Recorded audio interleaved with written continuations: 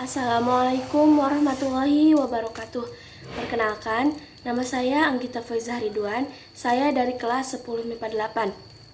Di sini saya akan menjelaskan materi tentang hukum bacaan mahruz pada surat Al-Hujurat ayat 10 dan sifat huruf pada surat Al-Hujurat ayat 12. Nah, untuk yang pertama, hukum bacaan mahruz dan ilmu tajwid surat Al-Hujurat ayat 10. Di mana ayatnya ini tersebut ialah A'udzu billahi minasyaitonir rajim. Bismillahirrahmanirrahim. Innamal mu'minuna ikhwatun fa aslihu baina akhwaykum wattaqullaha la'allakum turhamun. Shadaqallahul adzim. Pada inna ini hukum bacaannya yaitu gunnah, artinya dengung, dimana pada hidung dua harkat, dan dimana huruf gunnah ini yaitu ada dua, yaitu mim dan nun yang bertasdid. Innamal mu, al-mu yaitu hukum bacaannya alif lam qamariyah, dimana pada lamnya wajib dibaca idhar. Alasannya karena alif lam bertemu dengan huruf mim. Huruf alif lam qamariyah ini ialah ada 14, di mana yang dikumpulkan pada lapad ibghi hajaka waqaf akimah.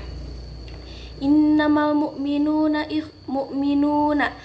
Pada mu'minuna ini hukum bacaannya yaitu mad asli atau mad tabi'i. Panjangnya yaitu dua harkat, di mana huruf mad asli atau mad tabi'i ini ada 3, yaitu alif setelah fathah, ya setelah kasroh, dan waw setelah domah. Mu'minuna ikhwatun fa yaitu hukum bacaannya ikhfa ausat, di mana ada tanwin domah bertemu dengan huruf fa. Ikhfa ini terbagi menjadi 3 bagian, yaitu ikhfa ausat, ikhfa akrob, dan ikhfa ab'ad. Ikhfa ausat ini pertengahan, di mana hurufnya ada 10, yaitu so, za, sa, jim, sin, shin, zai, fa, do. Dan yang kedua yaitu ikhfa akrob, mendekati nun, di mana hurufnya yaitu ada 3, ta, to, dal. Dan yang ketiga yaitu ikhfa ab'ad, mendekati ain, yang dimana hurufnya ada 2, yaitu qaf dan kaf. Ikhwatun fa aslihu baina. Pada baina ini hukum bacaannya yaitu haraf lin, dilemaskan, tidak dipanjangkan. Baina akhwaikum. Pada kum yaitu hukum bacaannya idhar sapawi, di mana idhar sapawi ini dibacanya harus jelas. Idhar sapawi ini termasuk pada hukum mimati. Hukum mimati ini ada 3, yaitu ikhfa sapawi, idgham mislen, dan idhar sapawi. Ikhfa sapawi ini hurufnya ada 1, yaitu ba.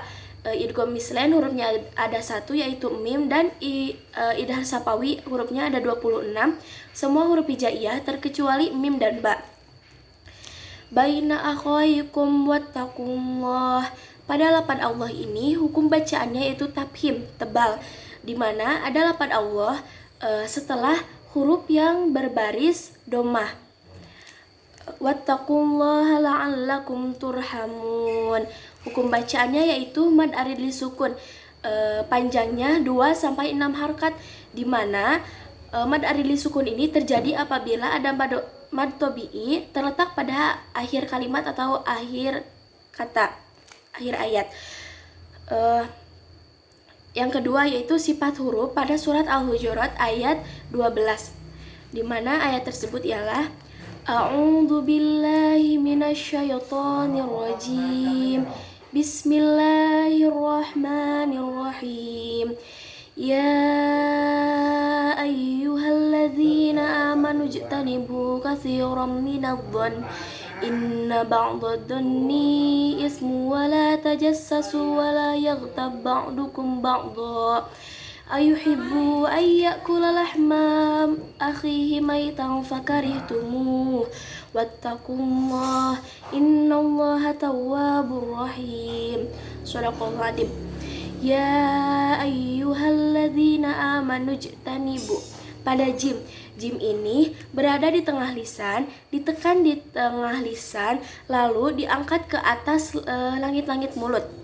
Di mana huruf yang berada di tengah lisan ini ada 3 hurufnya, yaitu jim, shin, dan ya. Sifat huruf jim ada 6, yaitu jahrun, siddah, istifal, infitah, ismat, dan kolkolah. Jahrun ini ialah dibaca jelas, tidak berbisik, tidak berhembus, dan udara terkunci. Yang kedua yaitu siddah. Siddah ini ditekan di tengah lisan. Yang ketiga yaitu istifal. Istifal ini pangkal lisan tidak diangkat ke atas. Yang keempat yaitu infitah. Depan lisan tidak diangkat ke atas. Yang kelima yaitu ismat, dibaca tidak mudah dibacakan. Dan yang keenam, yang terakhir yaitu qalqalah, yaitu memantul. Nah, untuk selanjutnya di sini saya akan menjelaskan sedikit penjelasan surat Al-Hujurat ayat 10 dan 12. Pada ayat 10 ini, bahwa orang-orang yang beriman ini ialah itu bersaudara, juga diperintahkan damaikan di antara saudara dan bertakwalah kepada Allah Subhanahu wa taala, taati perintahnya dan jauhi larangannya, agar kalian itu dirahmati. Hanya orang-orang yang berimanlah yang bersaudara, dan damaikan di antara saudara jikalau terjadi perselisihan. Nah, selanjutnya pada ayat 12 ini Allah Subhanahu wa taala melarang perbuatan-perbuatan yang dapat memecah belahkan persaudaraan. Di antaranya, yang pertama, prasangka yang tidak baik atau suudzon, yang kedua, mencari kesalahan orang, dan yang ketiga yaitu ghibah, mengungkit kejelekan di belakang orang. Dalam tafsir Ibnu Katsir dikatakan, Imam Malik berkata dari Abi Zinad dari A'ruj dari Abu Hurairah berkata, Rasulullah SAW bersabda, takutlah kalian pada prasangka, karena sesungguhnya prasangka itu ialah sedusta-dustanya bicara, dan janganlah mencari kesalahan orang lain, dan janganlah mencari keterangan tentang orang lain, dan jangan saling bersaing, jangan saling mendengki, jangan saling membenci, jangan saling bermusuhan, dan haruslah menjadi hamba-hamba Allah yang bersaudara. Nah, untuk sedikit penjelasan tentang hukum makhraj dan sifat huruf pada surat Al-Hujurat ayat 10 dan 12 ini, yang dimana menjelaskan tentang persaudaraan. Dicukupkan sekian dari saya. Mohon maaf atas segala kesalahannya. Wassalamualaikum warahmatullahi wabarakatuh.